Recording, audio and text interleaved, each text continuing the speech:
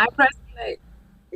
Welcome to Travel Future Podcast. This is today we have a special guest from India, Niveetha. Let me do the short introductions that you know that I do.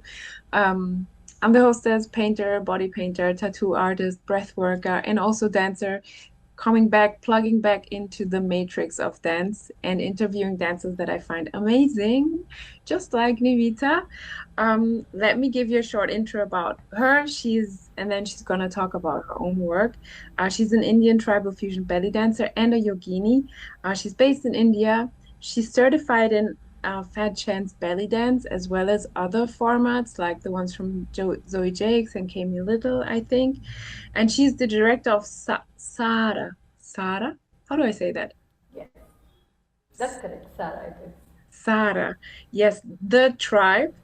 And she travels a lot through the world and performances. So welcome, Nivita. Tell us a little bit about how you see your work and where you come from, maybe. Thank you so much for the introduction, Adriatica. So I'm Niveetha. Like you said, that's a brief introduction about me.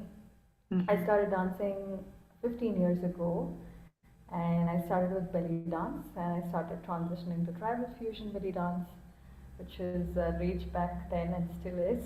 And I've been training under different teachers. I've had the chance to train under Zoe Jakes, came a little. I have their certificates, the format certificates, and I've also been lucky to say that I'm the first FCBD teacher here in India who's certified to teach FCBD, and it's been a great journey going through all of this and bringing this art form to the community here in India.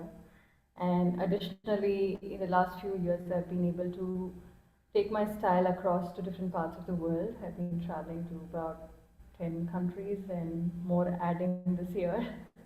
And I conduct a lot of performance projects, workshops as I travel.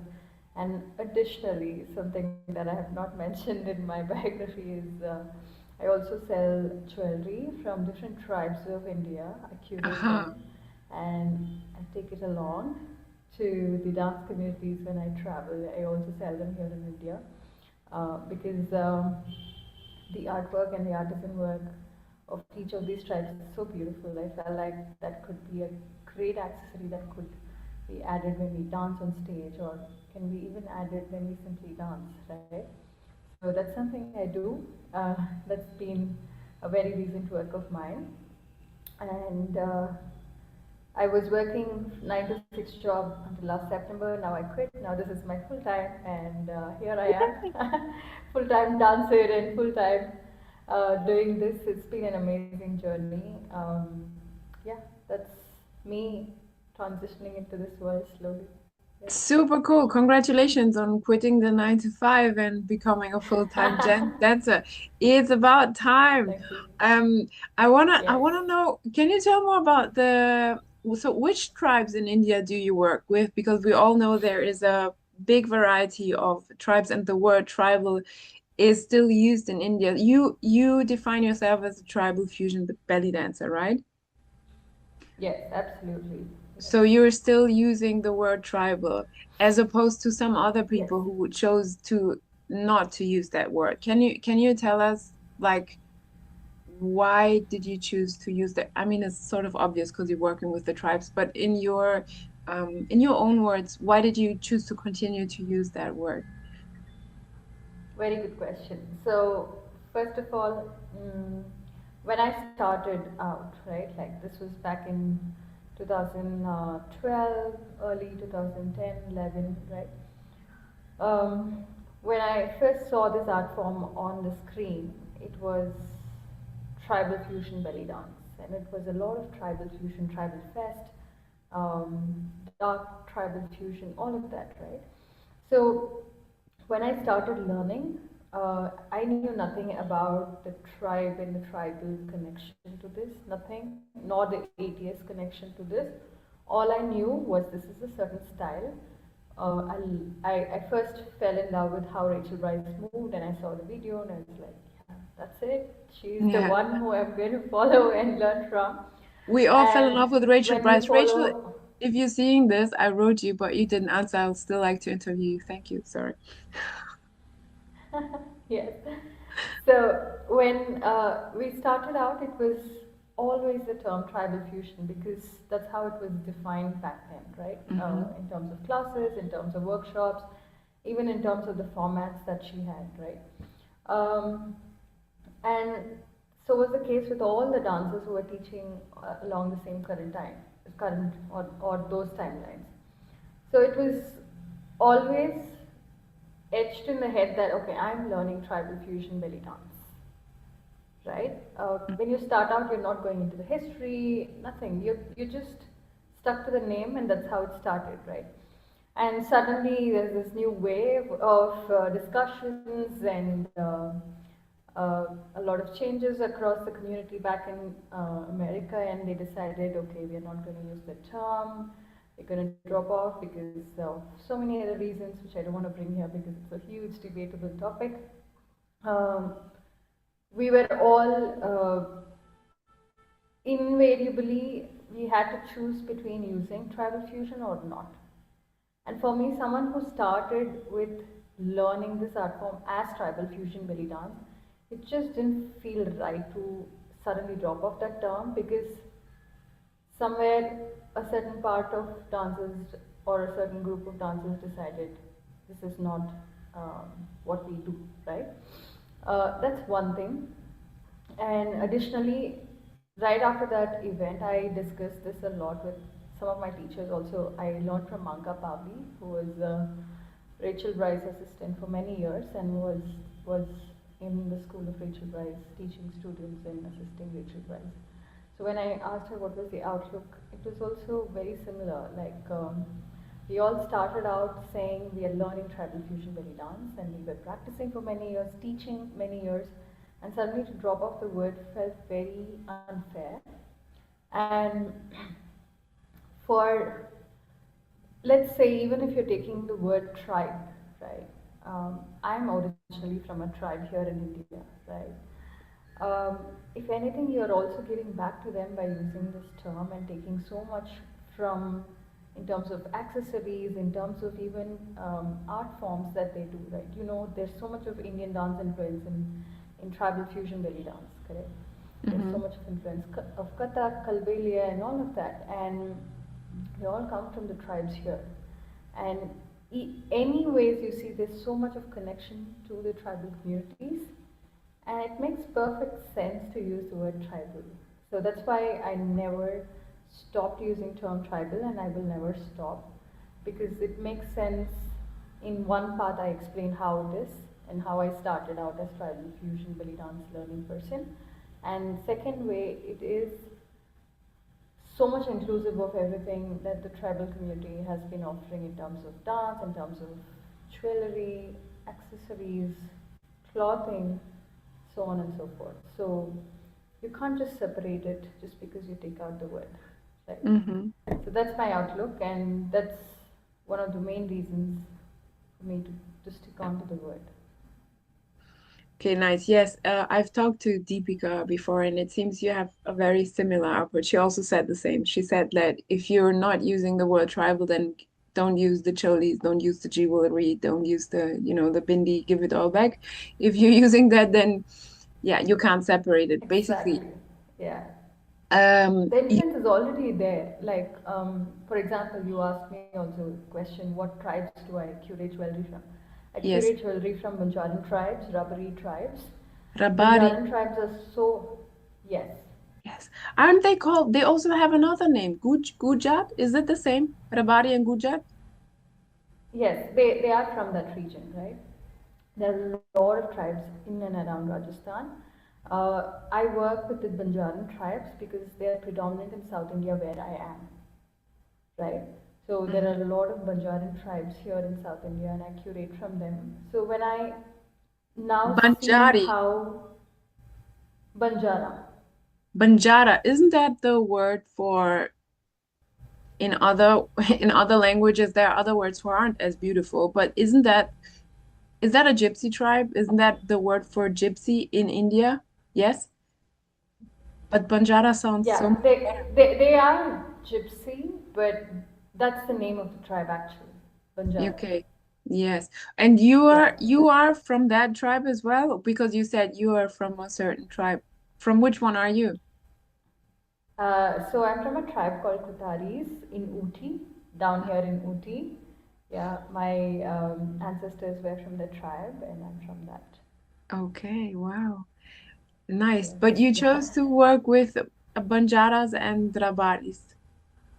Yes, I also source from my tribe that I come from different tribes. Whichever tribes I have access to, I get access to. I try and work with them. I source a lot of jewelry from them to adorn. And only in the recent times when I started working with them directly, I saw that their art form, their clothing, their accessorizing has had so much influence on art, and it has Yeah. traveled across the world, and it is just not Mhm. here, right? It's traveled across the world. I see their influence so much and so more, all the more outside of India as well, and vice versa. I see so much of influence that has come from outside back to India as well, right? Now we are all like this nice mixed cocktail. Now just because you remove a term, you can't take out something that's very inherent, right? Just like how you said. And that also brings us to the term cultural appropriation and so on and so forth. But for me, I stuck to this mainly because I did not learn this art form as hip hop. I did not learn this art form as belly dance. I did not learn this art form as urban fusion. I Mhm. only learned it as tribal fusion. So just because someone changed it, I don't want to change it because inherently I attach my art form to this term. And also, additionally, all of these influences which have made me realize um, it's impossible to remove its influence even if you remove the name. Yeah. So you attach your art form, but I think also your identity to this term, tribal Absolutely. fusion. Yes. Yeah. Yes. Yes. And the jewelry, I will have a look later, but it's all silver, no? It's always silver. No. No. No? Not necessarily. No. Yes. Great. That's great So news for it's me. yes. So uh, it's a mix of different metals because also there was a lot of copper, brass, bronze. It's an alloy, I would say. Not necessarily always they're 100% silver. Even if they were silver, there would always be other metals mixed with silver, right? Mhm.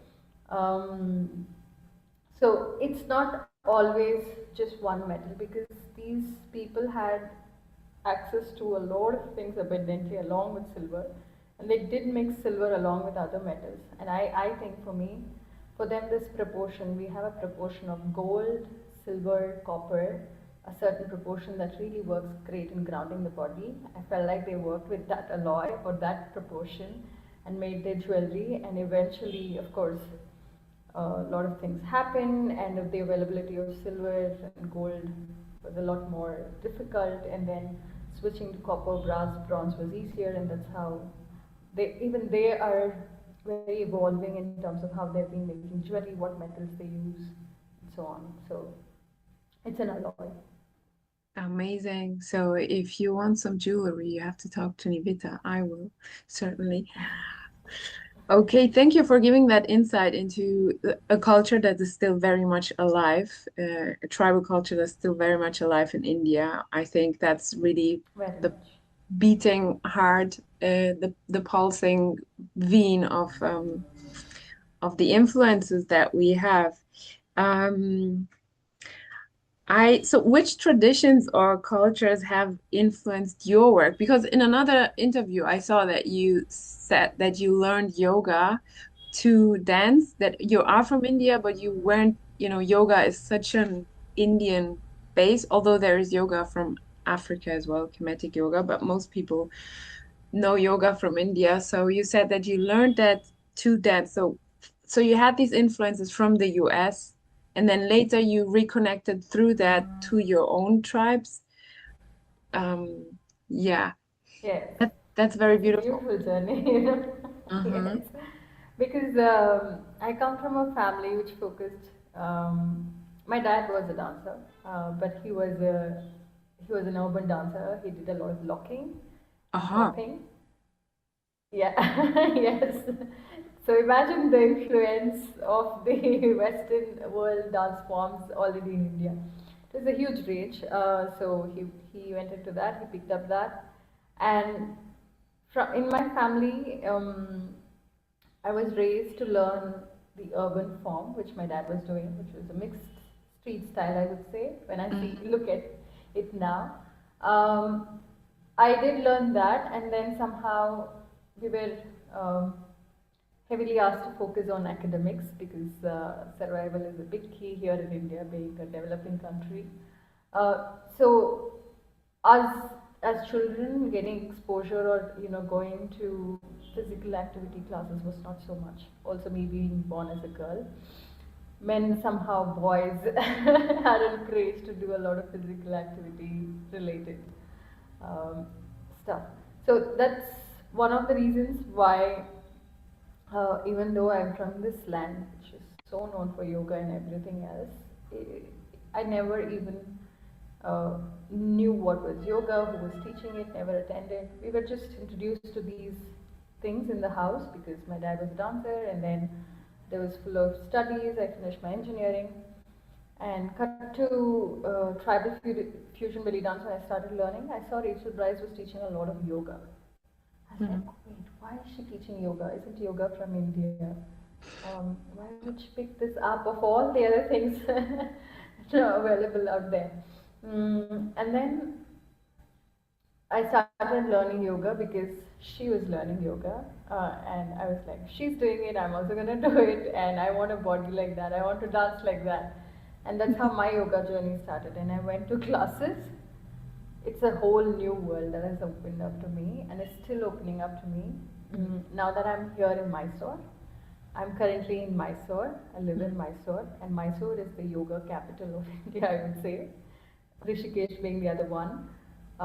Because you take a stroll in one street here, you will find in just 500 meters, you find some easily 15 yoga schools. Yeah, it's densely yoga school populated. Also because a lot of mm, yoga practitioners like Patabi Joyce, his grandson Sharad Joyce, they're all from here, right? I would say they popularized this art form, I mean, the style so much here, and a lot of people from across the world come here, learn yoga, and go to their respective places to teach even today. So I'm still diving deeper into the world of yoga, and it's been a journey. Now I do so much yoga that I can almost teach yoga, but I am choosing not to because there's a lot. It's an ocean, right? There's Yeah, it's a yeah, lifestyle it's a big more world. than just Yeah, some positions. I think if you start teaching that, it will already help people that they understand it's a whole yeah. ecosystem. You know, it's not just you do downward facing dog, then you do this, then you do this. Yeah. Yeah, asana is just a mere one aspect of yoga. There's so much more. Yeah. And the breath work. I'm a breath worker, and we also know that the base of Oh yeah. breath work is like the source is pranayama, one of the sources, because there are many other places in the world where people practice this sort of breath work in different ways. But pranayama is like a main uh, source for to alter your consciousness. Yeah. Yeah, Um, absolutely. Yeah. Yeah. I do you have any tattoos? Yes, I have many tattoos on my arms. I don't know if you can see. I have one on my finger here. Uh-huh. I have one on my ankle. Yes. Amazing. Can you maybe to one of them, what does it mean to you, the tattoo, and how does it like why did oh how does it influence your body? Like why did you do it? Did you do it in India? Uh, Yeah, I did it in India here. The one I'll on the share the pictures later. anyone Yeah, or yeah. the one on the finger, maybe. So, yes, Yeah. here it is. For me, why I got tattooed was my grandmom was tattooed. Your grandmother She was had, tattooed, yes, they had the traditional tattoo, not the ones we not use with with machine, machines. hand poke. Yeah, Mm. hand poked, yes. Um, and I grew up mostly with my grandmom, and I would constantly look at it with fascination and ask her, "Why do you have this? What does this do to you?" You know, I would ask it so many times, and she'd keep telling, "This is that only one thing that doesn't change in your body, because your body is constantly going through changes every day, Mhm. and tattoo is the only thing that will not change, and it's like when you finish your life, like when you go through death, um, this is going to be leaving your body as a part of you, and it's your identity that will go off into space. Like it's an extension of you that will go and mix in the space, in earth, in air, all of that." I never quite understood why she said what she said. But growing up as a child, looking at her tattoos, I was so, I was so determined when I grew up, I would get one. And I wanted to get my entire arm and body tattooed. But I got these to start with, and it was very, I understood how much painful it is, but at the same time, how rewarding it is to express how you connect with patterns on your body. Mhm. Right? For me, at one point, I was obsessed with mandalas. For me, everywhere I saw, I could see mandalas.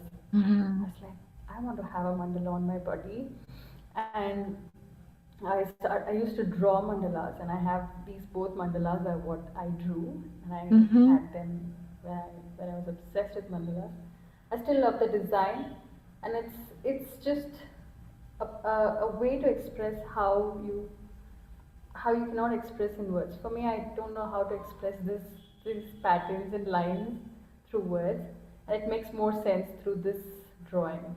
And to put it across on your body, it's like telling someone, "This is me," or "This is part of me. This is how I see things," Mhm. without telling it verbally, right? So that's how I see tattoos as. Amazing. Because as you like as a Mm. tattoo artist, I'm really interested. So that this is season one with dancers. Season two will be with tattoo artists. But I always ask dancers, what it means.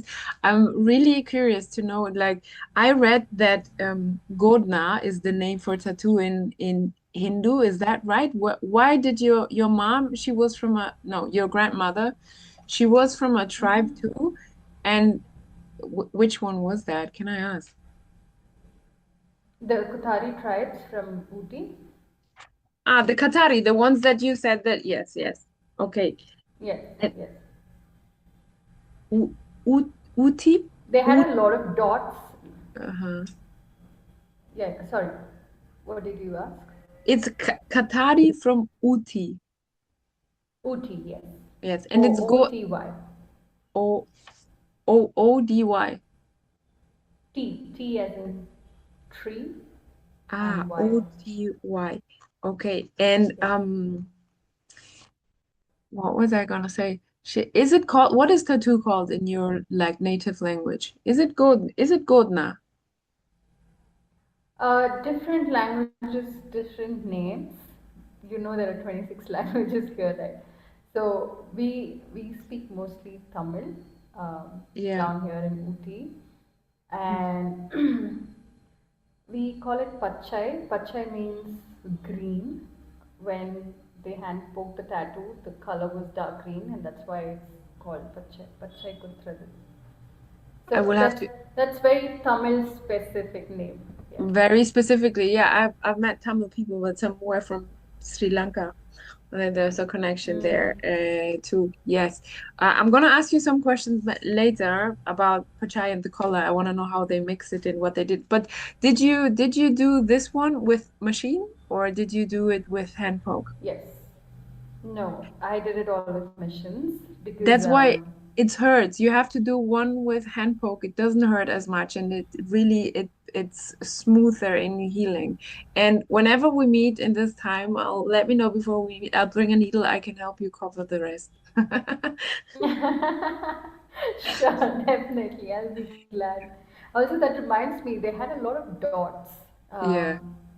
My grandmom, she had so many dots. Like, it was all dots and dots and dots, and it was only dots and lines, not much of designs. Mhm. So, yeah, I should have asked her what it meant a lot more. Yes, Yes, because that's getting lost. It's really hard to recover this absolutely. information. It's like, and there are Absolutely. like Yes. three tattoo anthropologists in the world. Also, very few people who take this serious. So yeah, this is part of the search and part of the tribal identity and of indigenous communities, of course. Tattoos, Yes. the Yes. tattoo is it's pretty much a straight line into indigenous practices and ritual and spirituality.